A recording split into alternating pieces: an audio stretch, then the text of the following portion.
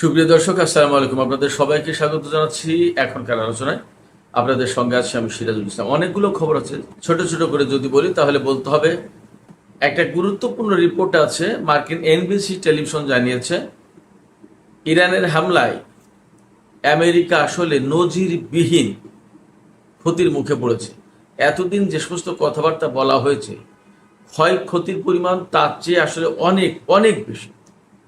এবং সবচেয়ে গুরুত্বপূর্ণ তথ্য হচ্ছে যে ইরানের সাথে আমেরিকা ইসরায়েলের যে যুদ্ধ হয়েছে, এই যুদ্ধে সবচেয়ে মারাত্মকভাবে ক্ষতিগ্রস্ত হয়েছে সিআইএর কেন্দ্রগুলো, বিমান, তারপরে আদার আদার যে সমস্ত যা ক্ষয়ক্ষতি হয়েছে হয়েছে। কিন্তু মধ্যপ্রাচ্য জুড়ে আমেরিকার যে সিআইএর কেন্দ্র, গোয়েন্দা সংস্থার কেন্দ্র যেগুলো একেবারে তছনছ করে দিয়েছে। বলা হচ্ছে যে আমেরিকার ইতিহাসে এইরকম বড় ক্ষতির মুখে আর আমেরিকা কখনো পড়েনি। এদিকে মার্কিন পররাষ্ট্রমন্ত্রী মার্কো রুবিও বলেছেন যে তারা এখনই ইরানে আর কোনো হামলার পরিকল্পনা করছে না, বরং তারা ইরানের বিরুদ্ধে নিষেধাজ্ঞা আরোপ করে ইরানের উপরে বড় রকমের চাপ সৃষ্টি করতে চান। এই যে আমেরিকা বলছেন যে তারা ইরানের উপরে আর এখনই কোনো যুদ্ধ বা আগ্রাসন চালাতে চান না, এই কথার ভেতরে অর্থাৎ এই কথার পেছনে অন্য কোনো আলাপ আছে কিনা। কিন্তু ইরান বলেছে যে আমরা আমেরিকার জন্য অপেক্ষা করব না, বা করছি বা কেন, আমরা আগে ভাগেই কেন মার্কিন অবস্থানে হামলা চালাচ্ছি না বা চালাবো না। তার মানে হচ্ছে যে ইরান সম্ভবত ভিন্ন কোনো পরিকল্পনা নিয়ে এগোচ্ছে। এপাশে মার্কো রুবিও বা মার্কিন প্রেসিডেন্ট ডোনাল্ড ট্রাম্প বা মার্কিন অর্থমন্ত্রী স্কট বেসেন্ট তারা যতই বলুক যে আমেরিকার পক্ষ থেকে নতুন করে যে প্রলয়ঙ্কারী নিষেধাজ্ঞা আরোপ করা হয়েছে তাতে ইরান একেবারে শেষ হয়ে যাবে, ব্যাপারটা কিন্তু সেরকম কোনো ইঙ্গিত পাওয়া যাচ্ছে না। কারণ এরই মধ্যে চীন পরিষ্কার করে বলেছে তারা এই নিষেধাজ্ঞাকে মেনে নেবে না, মানবে না, কারণ এটা একতরফা নিষেধাজ্ঞা আমেরিকার পক্ষ থেকে।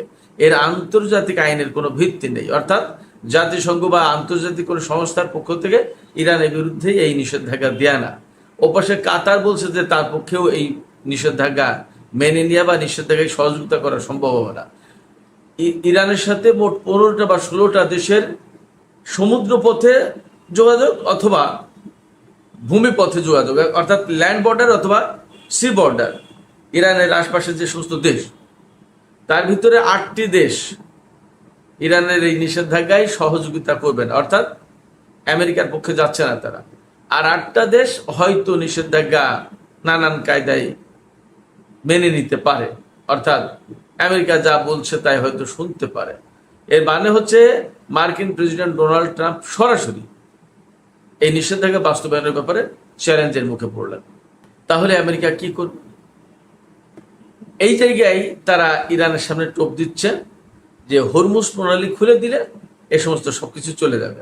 অন্যদিকে হরমুজ প্রণালী নিয়ে ইরানের সর্বশেষ যে অবস্থান সেটি হচ্ছে হরমুজ শুধুমাত্র তখনই খোলা হবে যখন মধ্যপ্রাচ্যের সমস্ত যুদ্ধ বন্ধ হবে, মার্কিন নৌ ব্লকেট যেটা আছে সেটা তুলে নেওয়া হবে, এবং ইয়েমেনের যে সমস্যা, এই সমস্যার একটা সমাধান করা হবে। আগের যে নতুন আরো কিছু যুক্ত হয়েছে, তার মানে আমেরিকা হরমুজ প্রণালী খোলার ব্যাপারে নতুন নতুন শর্তের মুখে পড়ছে। অন্যদিকে হরমুজ প্রণালী কিভাবে খোলা হবে তার একটা রোডম্যাপ, তার একটা কাঠামো দাঁড় করিয়েছে ওমান এবং ইরান। কি সেই কাঠামো? সুপ্রিয় দর্শক, আজকের ভিডিওতে এই বিষয়গুলো নিয়ে মোটামুটি বিস্তারিত আলোচনা করার চেষ্টা করব। এর সাথে খুবই গুরুত্বপূর্ণ একটা ব্যাপার থাকবে, সিআইএ প্রধান কেন রাশিয়াতে এসেছিলেন। আমরা আজকে দুপুরে ভিডিওতে বলেছিলাম সিআইএ প্রধানের রাশিয়া সফর সম্পর্কে কেন এসেছিলেন, তার আরো কিছু কারণ। ওয়াল স্ট্রিট জার্নাল, আমেরিকার ওয়াল স্ট্রিট জার্নাল খুব গুরুত্বপূর্ণ পত্রিকা, আপনারা সবাই হয়তো জানেন, খুব প্রভাবশালী পত্রিকা। সেই পত্রিকার বরাত দিয়ে কিছু কারণের কথা উল্লেখ করা হয়েছে, আমি আপনাদের সামনে তুলে ধরব। আশা করি আলোচনা ভালো লাগবে এবং আপনারা শেষ পর্যন্ত সঙ্গে থাকবেন। আর আলোচনা যদি ভালো লাগে তাহলে লাইক, কমেন্ট, শেয়ার করবেন এবং চ্যানেলটি সাবস্ক্রাইব করে সাথেই থাকবেন। দর্শক, চলুন আমরা বিস্তারিত আলোচনা করি। প্রথমেই যে আলোচনা করতে চাই সেটি হচ্ছে যে মার্কিন এনবিসি টেলিভিশন, খুব গুরুত্বপূর্ণ একটা নামকরা টেলিভিশন, এই এনবিসি টেলিভিশনের পক্ষ থেকে একটা রিপোর্ট করা হয়েছে। সেই রিপোর্টে বলা হয়েছে যে ইরান, ইসরায়েল এবং আমেরিকার মধ্যে গত 6 মাস ধরে যে যুদ্ধটা চললো কম বেশি করে, একটানা 40 দিন, তারপরে তো মাঝে মাঝে যুদ্ধ হলো। সেই যুদ্ধে আমেরিকা ইতিহাসের নজিরবিহীন ক্ষতির মুখে পড়েছে। খেয়াল করুন, শত শত কোটি ডলার ব্যয় করেও এইগুলো ঠিকঠাক করা, পুনর্নির্মাণ করা, রিবিল্ড করা সম্ভব হবে না। এর ভিতরে সবচেয়ে বেশি ক্ষতিগ্রস্ত হয়েছে, আমি আগেই বলেছি, যে মধ্যপ্রাচ্য জুড়ে বিভিন্ন জায়গায় সিআইএর বিভিন্ন দপ্তর ছিল, কেন্দ্র ছিল, সেন্টার ছিল। এই সমস্ত সেন্টার, এই সমস্ত কেন্দ্র মারাত্মকভাবে ক্ষতিগ্রস্ত হয়েছে। খুবই দামি দামি হাইফাই, অত্যাধুনিক এবং সুরক্ষিত শক্তিশালী বিল্ডিং ছিল এ সমস্ত, বাট ইরানের ক্ষেপণাস্ত্র এবং ড্রোন হামলা এগুলো সব চুরমার হয়ে গেছে। অনেক কিছু আর পুনর্নির্মাণ করা যাবে না, আর অনেক কিছু পুনর্নির্মাণ করতে হয়তো পারবে আমেরিকা, বাট তার জন্য প্রচুর কাঠখড়ি পোড়াতে হবে, বহু অর্থ খরচ হবে এবং বহু সময় সাপেক্ষ ব্যাপার। এই ক্ষয়ক্ষতির ভেতরে যেমন আছে আমেরিকার বিভিন্ন রকমের গোয়েন্দা এবং নজরদারি বিমান, তেমনি যুদ্ধ বিমান, তেমনি রিফুয়েলিং ট্যাঙ্কার বিমান, তেমনি পরিবহন বিমান, তেমনি রয়েছে হেলিকপ্টার। আর ইরানের আকাশে মার্কিন বা ইসরায়েলি ড্রোন গেলেই তো সেটাকে খেয়ে ফেলেছে, বহু সংখ্যক ড্রোন। এর পাশাপাশি বাহরাইনে যে ৫ম নৌবহরের ঘাঁটি ছিল, সেই ঘাঁটিতে ক্ষয়ক্ষতির মাত্রাটা কি, এটা আসলে কখনোই আমেরিকা এগুলো প্রকাশ করবে না। কাতারের যে আল উদেইদ বিমান ঘাঁটিতে আমেরিকার সেন্টকমের যে সদর দপ্তর ছিল, সেটাই বা সরিয়ে জর্ডানে নিল, তারপরে সেখান থেকে এখন ডিয়েগো গার্সিয়া দ্বীপে নিয়ে গেছে। কোন অবস্থার ক্ষয়ক্ষতির মুখে পড়লে এগুলো করতে বাধ্য হয়? এবং ইন্টারেস্টিংলি বিষয়টা খেয়াল করুন যে এইগুলো ইরানি হামলায় ক্ষয়ক্ষতি হচ্ছে, এগুলো ঠেকাতে পারেনি আমেরিকা। আপনারা ভাবুন, ইসরায়েল এবং আমেরিকা, আমি সবসময় বলি, ইসরায়েল এবং আমেরিকা দুইজন মিলে ইরানের বিরুদ্ধে যুদ্ধ করতে নেমে যখন এইরকম ক্ষয়ক্ষতির মুখে পড়েছে, তাহলে তাদের নিরাপত্তা ব্যবস্থা আসলে ইরানের সামনে কতটা ঠুনকো। অনেকে অনেক রকম কথা বলে। এই কয়েকদিন আগেও আমাকে বলল, ভাই আপনি তো ফেসবুক দেখে কথা বলেন, আপনার এখানে তথ্য নেই, বাস্তবতার সাথে মিল নেই, এটা নেই সেটা নেই, বহু কথা। কিন্তু আপনারাই বলুন যে আমেরিকা যদি এইরকম অবস্থায় থাকতো, তাহলে কি তারা যুদ্ধ বন্ধ করতো? তারা হরমুজ খোলার জন্য এত এত তেলাতেলি করতো, এত পাকিস্তানের সেনাপ্রধানকে, পাকিস্তানের মন্ত্রীদেরকে এত অনুরোধ করতো, বারবার ইরানের কাছে যেতে বলতো যে তোমরা যাও, একটু আলাপ করো, হরমুজ খুলে দেওয়ার ব্যবস্থা করো। সব তো চোরবার করে দেওয়ার কথা। হরমুজ প্রণালীতে ইরান ঠেকিয়ে রেখেছে, তাদের ইরানকে চোরবার করে দেওয়ার কথা না। যারা বাস্তবতা জানে না তারা এই সমস্ত বাহুল্য কথা বলে। যাই হোক, আমি সেগুলোতে কিছু মনে করি না। তা আমি যেটা বলতে চাইছি সেটা হচ্ছে যে ইরানের হামলায় যে নজিরবিহীন ক্ষয়ক্ষতি, এই ক্ষয়ক্ষতিকে আসলে লুকাতে পারছে না আমেরিকা, এবং এটা প্রকাশও করতে পারছে না। আমি একটা কথা বলি, মার্কিন প্রেসিডেন্ট ডোনাল্ড ট্রাম্পের ভাগ্য ভালো যে সে আমেরিকার প্রেসিডেন্ট। সেই দেশের লোকজন এই সমস্ত কোথায় কি হলো না কেয়ার করে না। তাদের খাবার দাবার, তাদের মৌজ মাস্তি ফুর্তি, এগুলো সব ঠিকঠাক আছে কিনা, তারা তাদের জনজীবনে ভালো আছে কিনা এটাই দেখে। তাও তো ভালো নেই, ঝামেলায় পড়ে যাচ্ছে। কিন্তু তারা যদি বাংলাদেশ, ভারত, পাকিস্তান এই রকম কোনো দেশের নাগরিক হতো, তাহলে ডোনাল্ড ট্রাম্পের এতদিন খবর ছিল, বিক্ষোভ মিছিলে অবস্থা খারাপ করে ফেলতো, এতদিন হয়তো তার পদত্যাগই করা লাগতো। যে ক্ষয়ক্ষতির মুখে পড়েছে আমেরিকার সামরিক বাহিনী মধ্যপ্রাচ্যে, এটা কোনো আবেগতাড়িত কথা না, বাস্তবতা। সহজ হিসাবটা করুন না কেন, এক ইসরায়েলের সাথে যেখানে আরব বিশ্ব পুরোটা লড়াই করতে পারে না কয়েকদিনের ভিতরে, কাল ইসরায়েলের চোখের চোখ রেখে সবাই মিলে কথা বলার কোনো সাহস নেই। আর সেখানে ইসরায়েল এবং আমেরিকা দুটোর বিরুদ্ধে একসাথে যুদ্ধ করেছে ইরান, এটা খুব সাধারণ করে ব্যাপার না। এবং এখন কি হুমকি দিচ্ছে যে আমরা আমেরিকার হামলার জন্য অপেক্ষা করছি কেন, আমরা যে কোনো মুহূর্তে আমরা হয়তো প্রিএমটিভ, অর্থাৎ আগে ভাগে হামলা চালিয়ে দিতে পারি। হরমুজ খুলতে পারছে না, হরমুজ খোলার শর্ত দিয়েছে। যে হরমুজ খোলার একমাত্র শর্ত হচ্ছে এখন মধ্যপ্রাচ্যের সব জায়গায় যুদ্ধ বন্ধ করতে হবে, তারপরে মার্কিন নৌ অবরোধ তুলে নিতে হবে, ইয়েমেনের সংকটের সমাধান করতে হবে। ব্যাস, ভাবেন একবার। তাহলে হরমুজ খোলা কি সহজ হচ্ছে আমেরিকার জন্য? সমস্ত সবকিছু বাদ দিয়ে, যুদ্ধ বাদ দিয়ে এখন আমেরিকা ইরানের বিরুদ্ধে নিষেধাজ্ঞা দিয়ে কাবু করতে চাচ্ছে। আরো এতদিন তো সেই নিষেধাজ্ঞায় ছিল, তা দিয়ে এখন পারছে না, যুদ্ধ করলো, যুদ্ধ দিয়ে পারছে না, এখন আবার নতুন করে নিষেধাজ্ঞা কি করবে? এখন বিশ্বের অনেকগুলো দেশ মানবেই না, আমেরিকার নিষেধাজ্ঞা মানবেই না। এবং এখন মার্কিন গণমাধ্যম, মার্কিন বিশ্লেষকরা বলছে যে আমেরিকা মারাত্মক চ্যালেঞ্জের মুখে পড়লো। এতদিন সামরিক চ্যালেঞ্জের মুখে ছিল, এবার এই নতুন নিষেধাজ্ঞা বাস্তবায়নের ব্যাপারে আমেরিকা ইরানের সামনে চ্যালেঞ্জের মুখে পড়লো। এবং yes, that is right, absolutely correct. প্রচন্ড চ্যালেঞ্জের মুখে। চীন মানবে না, কাতার মানবে না, মধ্যপ্রাচ্যের যে সমস্ত নেইবারিং কান্ট্রি ইরানের, তাদের 8টা দেশ মানবে না এই নিষেধাজ্ঞা। তাদের পক্ষে সম্ভব। তারা বলেছে যে ইরানের সাথে তাদের অর্থনৈতিক কানেকশনটা এত ডিপ, এইগুলো বাদ দেওয়া সম্ভব না। যেমন ইরাক কোনো মতে ইরানের থেকে গ্যাস না নিয়ে পারবে না। তাদের বছরে $400 কোটি গ্যাস লাগে, এটা সাধারণ কোনো ব্যাপার না, শুধু গ্যাস। তো এইরকম অনেক কিছু আমেরিকার কারণে কেন সবাই ক্ষতিগ্রস্ত হবে। এবং ফ্যাক্ট হচ্ছে কি, আমেরিকার এখন আর সেই সামরিক শক্তি প্রভাব প্রতিপত্তি কিচ্ছু নেই। এই মধ্যপ্রাচ্যের যে সমস্ত দেশ যারা আমেরিকার নিরাপত্তার উপর ভরসা করত, সেই সমস্ত দেশ দেখেছে যে তার ক্ষমতা, ফলে তারা আমেরিকার উপর আর ডিপেন্ড করছেন এবং তারা আমেরিকার রক্তচক্ষুকে আর ভয়ও পাচ্ছে না। তারা বলছে যে তুমি কি, তা আমরা বুঝে গেছি, অত চোখ রাঙায় লাভ নেই। এইরকম একটা প্রেক্ষাপটে ইরানের সামরিক বাহিনী তাদের সামরিক সক্ষমতাকে এখন নতুন করে ঢেলে সাজাচ্ছে। কয়েকদিন আগে তো তারা ডিফেন্সিভ ডক্ট্রিন থেকে অফেন্সিভ ডক্ট্রিনে গেল। এখন তাদের সামরিক সমস্ত সরঞ্জাম, সমস্ত সবকিছু এই যুদ্ধের অভিজ্ঞতার আলোকে আপগ্রেড করছে। তারা বলছে যে এই 40 দিনের যুদ্ধে তারা অনেক অভিজ্ঞতা অর্জন করেছে এবং এই অভিজ্ঞতার আলোকে তাদের কোন অস্ত্র কোথায় ভালো কাজ করেছে, কিভাবে কাজ করলে ভালো রেজাল্ট আসে, এগুলো তারা ঠিকঠাক করেছে, বুঝেছে, গবেষণা করেছে, স্টাডি করেছে এবং সেইভাবে তারা সবকিছু সেট করছে। যেখানে দুর্বলতা আছে সেটাকে আপগ্রেড করার চেষ্টা করছে। এবং ইরান বলছে যে তাদের বেশিরভাগ সামরিক সরঞ্জাম নিজেদের তৈরি, নিজেদের প্রযুক্তি। এদিকে ইরানের সামরিক বাহিনীর মুখপাত্র জেনারেল শেকারচি একটা নতুন তথ্য দিয়েছেন। তিনি বলেছেন যে আমাদের সামরিক লক্ষ্যবস্তু হিসেবে আরো 3টে বিষয় যোগ হয়েছে।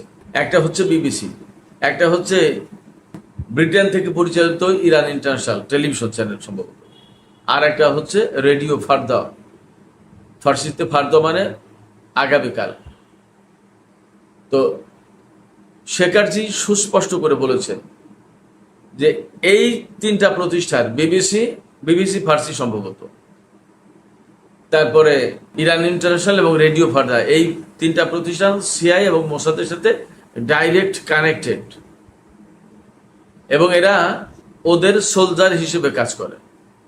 তা ওদের সোলজার হিসেবে যখন কাজ করে, তো ওদের সোলজারই তো আমাদের টার্গেটেড। ফলে এই 3টা প্রতিষ্ঠান ওদের সোলজার হিসেবে কাজ করে, এরা আমাদের সামরিক লক্ষ্যবস্তুর তালিকায় আছে, এরা আমাদের লক্ষ্যবস্তু। আমি শিরোনামের সময় আর একটা গুরুত্বপূর্ণ খবরের কথা বলেছিলাম যে সিআইএ প্রধান রাশিয়াতে কেন আসলেন। 2টো কারণ এখনো গুরুত্ব দিয়ে বলা হচ্ছে, তবে তার ভিতরে রাশিয়া ইউক্রেন বিষয়টাই সবচেয়ে বেশি গুরুত্বপূর্ণ। সেটা হচ্ছে গত 18 তারিখ, এই 18ই আগস্ট, আজকে তো 26 আগস্ট যাচ্ছে, 18ই আগস্ট নেটোভুক্ত বেশ কয়েকটি দেশ রাশিয়ার কালিনিনগ্রাদ এই অঞ্চলটাকে একদম ঘেরাও করে ফেলে মহড়া চালিয়েছে। এর জবাব দিতে, এবং রাশিয়া দেখছে যে তারা কালিনিনগ্রাদ ঘেরাও করে যখন মহড়া চালিয়েছে, তার মানে তারা হয়তো রাশিয়ার উপরে হামলার পরিকল্পনা করছে। যে মহড়া মানে কি, এইটা কি, এইভাবে করলে কি রকম হয়, তার ফলাফল কি হয়, সম্ভাব্য পরিণতি কি, এই সমস্তই তো মহড়া দেওয়া, রিহার্সেল। তো ফাইনাল স্টেজে নামার আগে রিহার্সেল দেওয়া নাই না, সেইটা তো রাশিয়া এই জায়গায় ভাবছে যে নেটো জোট যখন এই কাজ করেছে, তখন আমিও নেটো জোটের বিরুদ্ধে একটা হামলা চালিয়ে দেখি কি দাঁড়ায়। এটা ওয়াল স্ট্রিট জার্নালের রিপোর্টে বলা হচ্ছে যে রাশিয়া হয়তো ওই কালিনিনগ্রাদ এলাকার কিছু নেটোভুক্ত দেশের বিরুদ্ধে হয়তো অভিযান চালাতে পারে। এবং বলা হচ্ছে রাশিয়া নাকি 5 লাখ সেনা, এর সাথে যে যে ধরনের অস্ত্র, সামরিক সরঞ্জাম যা যা কিছু লাগে তার সমস্ত সবকিছু নিয়ে প্রস্তুত হচ্ছে। এই তথ্য সিআইএ এর কাছে গেছে এবং সিআইএ এর প্রধান জন র্যাডক্লিফ রাশিয়া সফর করেছেন। তিনি পুতিনের সাথে বৈঠক করেননি, রাশিয়ার গোয়েন্দা সংস্থার লোকজনের সাথে বৈঠক করে চলে গেছেন। তিনি এসেছিলেন C-17 বিমানে। তিনি মূলত বার্তা দিয়ে গেছেন রাশিয়াকে যে রাশিয়া যেন এই কাজ না করে। আমি ব্যক্তিগতভাবে মনে করছি এই মুহূর্তে আমেরিকার সবচেয়ে দুর্বলতম অবস্থায় আছে দ্বিতীয় বিশ্বযুদ্ধের পরে সম্ভবত। এই সময় যদি রাশিয়া নেটোর বিরুদ্ধে যুদ্ধ করে তাহলে ইরানের বিরুদ্ধে যুদ্ধ করা বা ইরানের বিরুদ্ধে অবস্থান রাখা আমেরিকার পক্ষে সম্ভব হবে না। রাশিয়া নেটো কয়েকটা দেশের বিরুদ্ধে হামলা চালিয়ে তারা দেখতে চায় যে নেটো জোট আসলে কতটা এই মুহূর্তে ঐক্যবদ্ধ আছে, নাকি ইরানকে কেন্দ্র করে আমেরিকার সাথে তাদের যে দ্বন্দ্ব হয়েছে সেই দ্বন্দ্বের কারণে এরা ছিন্ন বিচ্ছিন্ন বিভক্ত হয়ে গেছে। এটা হয়তো বুঝতে চায় রাশিয়া, সেই জন্য হামলা চালাতে চায় বা এরকম প্ল্যান পরিকল্পনা করছে। এই খবর পেয়ে সিআইএ প্রধান রাশিয়া সফর করে এই বিষয়টা থেকে বিরত থাকার জন্য তিনি সতর্ক বার্তা দিয়েছেন, অনুরোধ করেছেন। যাই হোক, এখন রাশিয়া যদি এই সময় এই কাজটা করেই বসে তাহলেই খেলা জমবে। তখন আমেরিকাকে মধ্যপ্রাচ্য থেকে এবং পূর্ব এশিয়া থেকে তাদের ফোর্স টেনে এনে রাশিয়ার বিরুদ্ধে যুদ্ধ করতে হবে যদি নেটোভুক্ত দেশগুলোকে বাঁচাতে চায় বা নেটো জোটকে বাঁচাতে চায়। যদি এই মুহূর্তে আমেরিকা রাশিয়ার বিরুদ্ধে নেটো জোটভুক্ত দেশগুলোর পক্ষে যদি যুদ্ধ শুরু না করে তাহলে নেটো জোট একদম চিরদিনের জন্য ভেঙে যাবে। এবং নেটো জোট যদি ভেঙে যায় তাহলে সেটাই হবে ভ্লাদিমির পুতিনের একটা গুরুত্বপূর্ণ অর্জন। কারণ ইউক্রেনের সাথে যে যুদ্ধ শুরু হয়েছিল তাতে মূল বক্তব্য ছিল রাশিয়ার প্রেসিডেন্ট ভ্লাদিমির পুতিনের যে ইউক্রেনকে নেটো জোটভুক্ত করে একেবারে রাশিয়ার দরজার সামনে নেটো জোটের সেনা মোতায়েন করার ব্যবস্থা করা হচ্ছে। এটা তো ঠিক হচ্ছে না। এখন যদি আমরা আমেরিকার বা নেটো জোটভুক্ত কোনো দেশের একদম দরজার সামনে সেনা মোতায়েন করি, তারা কি মেনে নেবে? তাই যদি না মানে তাহলে তারা নেটো জোটের সেনা এনে আমাদের দরজার সামনে মোতায়েন করবে, আমরা তা মেনে নেব কেন? এটা অস্বস্তিকর, অসম্মানজনক। এটা নিয়ে চুক্তি অনেক কিছু হয়েছিল কিন্তু সেগুলো মানেনি। তারপরে একটা পর্যায়ে কিন্তু পুতিন হামলা শুরু করে দেয়। তাহলে কি দাঁড়ালো? ইউক্রেন নেটো জোটে যুক্ত হোক এটা পুতিন চায়নি বলেই তো এই যুদ্ধটা অ্যাকচুয়ালি। এখন যদি সেই নেটো জোটকেই ভেঙে দিতে পারে পুতিন তাহলে তো সেটা তার গ্রেট অ্যাচিভমেন্ট, বিশাল বড় সাকসেস। এই চেষ্টাটাই হয়তো করছে বা করবে। দেখা যাক আসলে পরিস্থিতি কোথায় যায়। তো সুপ্রিয় দর্শক, আর একটা খবর দিয়ে আমি আলোচনা শেষ করতে চাই। সেটি হচ্ছে সৌদি আরবকে কিছুদিন আগে মনে আছে আপনাদের ডোনাল্ড ট্রাম্প পরমাণু কর্মসূচি পরিচালনা করার সুযোগ সুবিধা দিতে চেয়েছিল আমেরিকার সাথে সৌদি আরবের একটা চুক্তি হবে। তাতে বলা হয়েছিল কি যে ইসরায়েলকে স্বীকৃতি দেওয়ার দাবি থাকবে না, কোনো ইনস্পেকশন থাকবে না, নজরদারি থাকবে না, ফ্রি হ্যান্ডে সৌদি আরব এই পরমাণু কর্মসূচি পরিচালনা করতে পারবে। তার 3-4 দিন পরে খবর হলো কি যে ইসরায়েলকে স্বীকৃতি দেওয়ার শর্ত থাকবে এখানে। এবং এই ঘটনায় কিন্তু সৌদি যুবরাজ খুবই অসন্তুষ্ট হয়েছিল যে এই শর্ত ছিল না, এখন এগুলো কি বলে। এখন মার্কিন কংগ্রেসে এই চুক্তি পাঠানো হয়েছে এবং তাতে বলা হয়েছে সৌদি আরব ইসরায়েলকে স্বীকৃতি দেবে এই শর্তে পরমাণু চুক্তি করা হবে আমেরিকার পক্ষ থেকে সৌদি আরবের সাথে।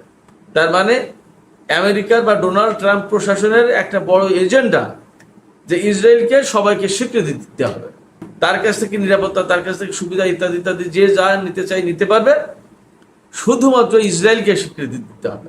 এখন সৌদি আরবের সামনে বিশাল বিরাট বড় প্রশ্ন, তারা ইসরায়েলকে স্বীকৃতি দেওয়ার বিনিময়ে আমেরিকার কাছ থেকে পরমাণু কর্মসূচি গ্রহণ করবে নাকি করবে না।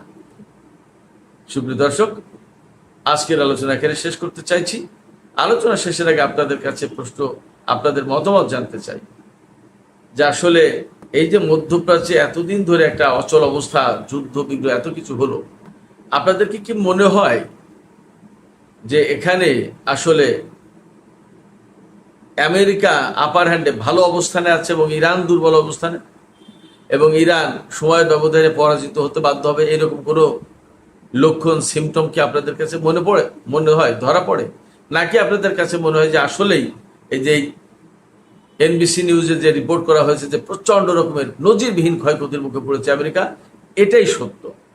আপনাদের মতামত জানিয়ে কমেন্টে লিখতে পারেন, আর ভিডিও ভালো লাগলে লাইক কমেন্ট শেয়ার করবেন এবং চ্যানেলটি সাবস্ক্রাইব করে দর্শক সাথেই থাকবেন। আপনাদের সবাইকে অনেক অনেক ধন্যবাদ। আল্লাহ হাফেজ।